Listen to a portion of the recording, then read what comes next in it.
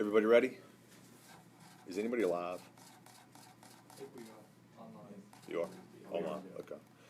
Good morning. I'm Undersheriff Ivey. This is a follow-up to an officer-involved shooting from yesterday morning. I appreciate y'all coming here today. I'm going to talk about, go back over some of the details from yesterday and then give some additional information. One point of clarification, we sent out a correction yesterday of the officer that was involved during the press release at the scene. I said Harold as a first name. His first name is actually Howard. Okay, Smith. Yesterday, a little before 7 a.m., again, officers were dispatched to a 0 and 63, which is an armed dispute. Within moments, the call was changed to a home invasion robbery with a weapon. That was called in when an individual, 29-year-old Jacob Sean DePetris, that last name is spelled D-E-P-E-T-R-I-S-T-S,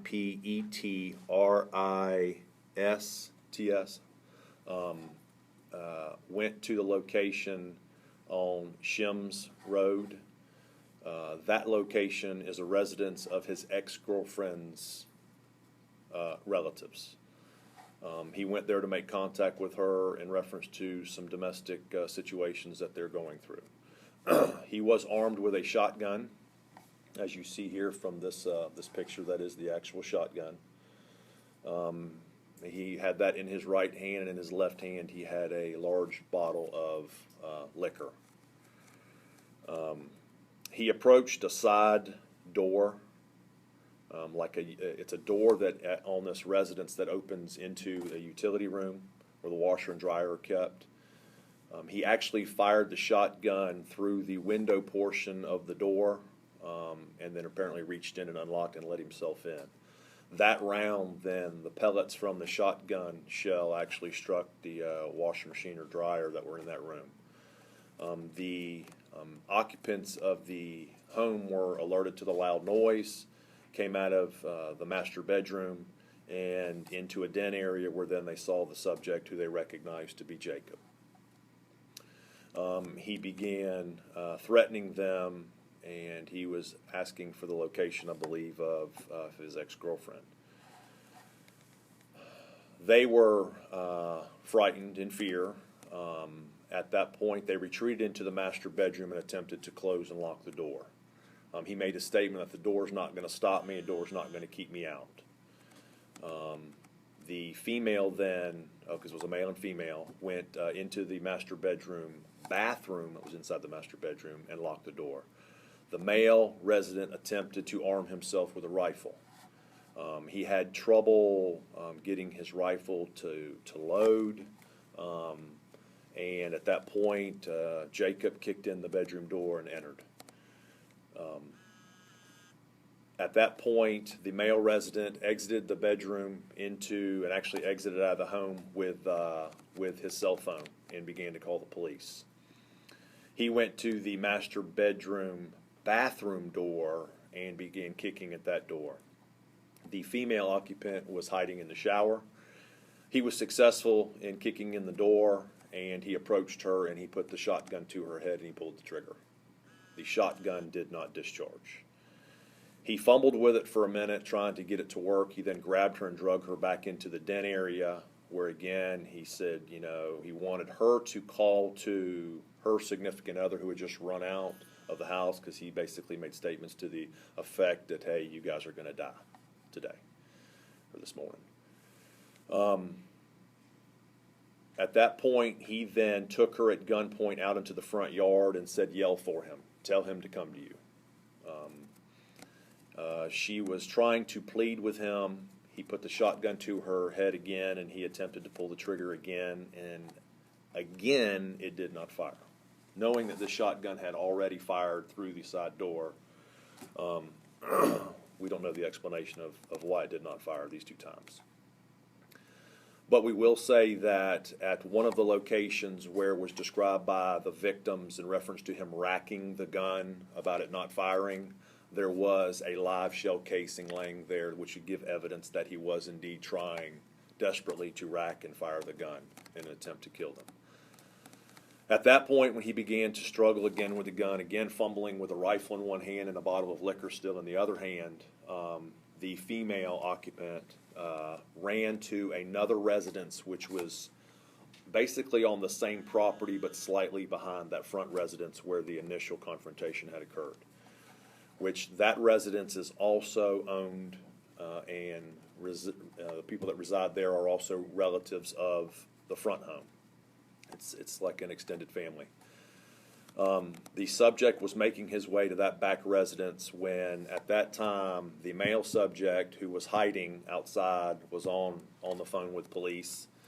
And in the second residence now, who would be the grandmother of, I believe, his ex-girlfriend, they were attempted to make contact with police also from that residence. At that time, it had been just a few minutes. The first officer arrived, I believe, within 6 minutes, 6 or 7 minutes. Officer Howard Smith. There's a long driveway that goes in between the two residences, and it's where he pulled his police car down between the two residences. The witnesses say that they saw the police officer pulling down between the driveway, and that is where the subject was located. Officer Smith, in his issued marked police car, and he's wearing a police uniform similar to mine, located the subject, and he put the spotlight from the side of the police car illuminating the subject. The subject, still armed with a rifle in his right hand and the bottle of liquor in his left hand, began to do the shotgun in a motion such as this, raising it up towards the officer. The officer, with the light still on the subject, exited his driver's door and took a position of cover with a large tree that was pretty close to his police car. Was offer additional cover.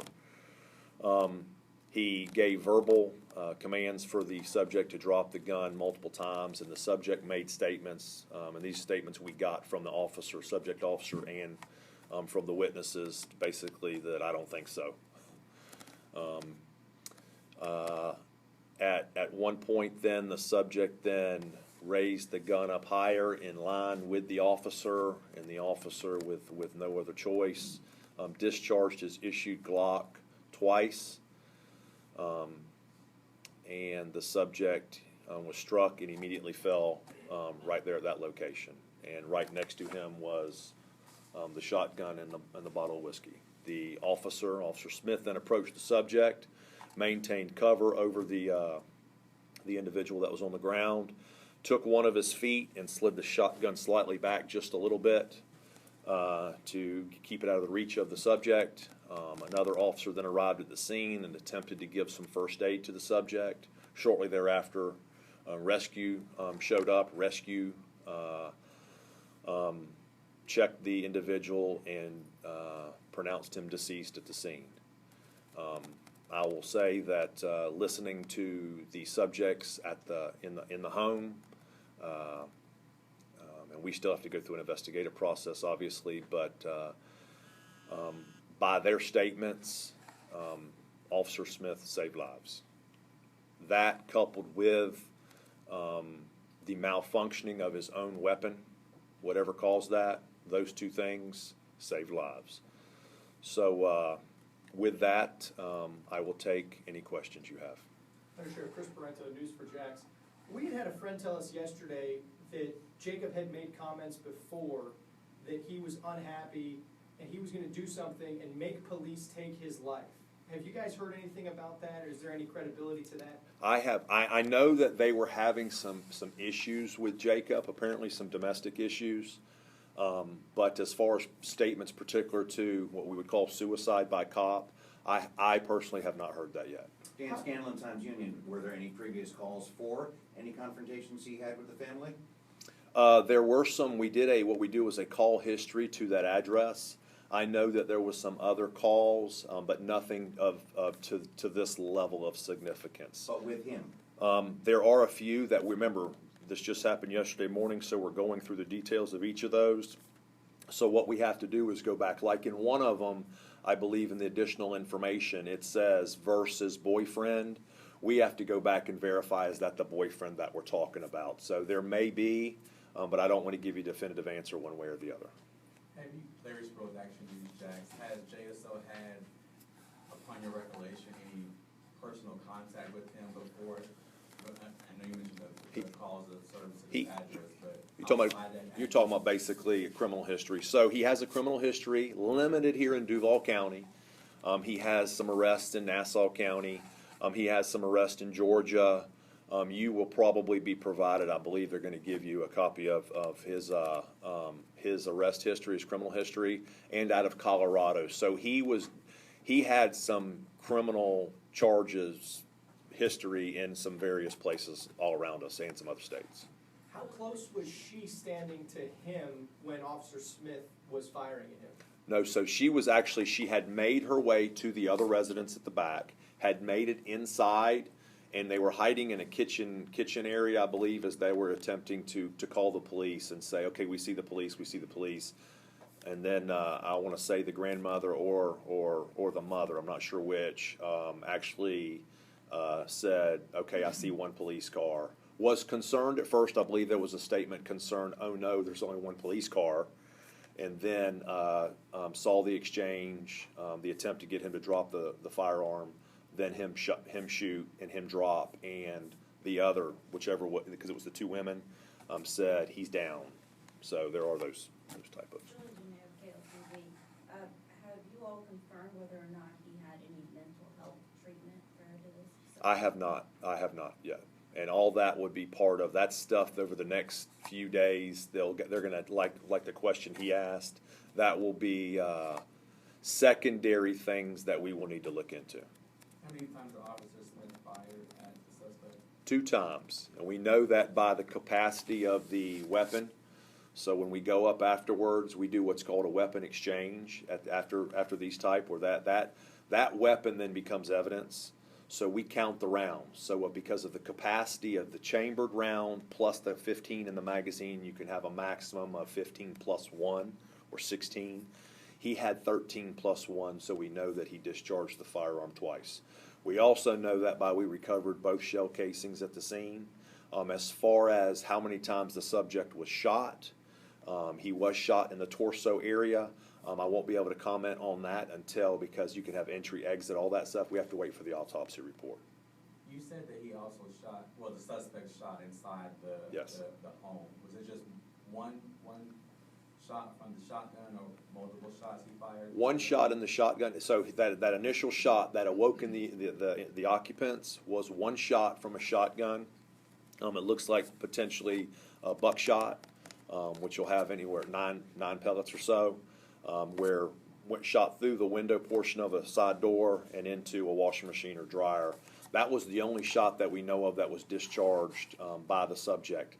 Every shot after that, or every attempted shot after that, for some reason his weapon did not work. So he had a fully functioning, proven weapon that would fire, shooting into the home. And then for some reason, divine intervention, whatever you want to call it, his weapon would not fire again. Did he have additional rounds on him at the time?